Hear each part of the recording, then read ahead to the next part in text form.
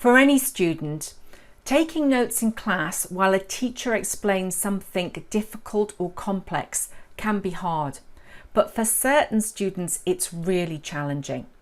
This might be because they have difficulties with handwriting, working memory or spelling, but for whatever the reason, it can cause lots of long-term problems. One of them is a student can concentrate too much on capturing the notes and therefore doesn't engage with the lesson and learn what's being taught. Therefore, they leave feeling confused and overwhelmed. And if a student doesn't have comprehensive, complete notes, they're at a disadvantage when they come to create coursework or revise for exams. Thankfully, there are many strategies and techniques that can really help note-taking. And in this section, we're going to explore them in great detail.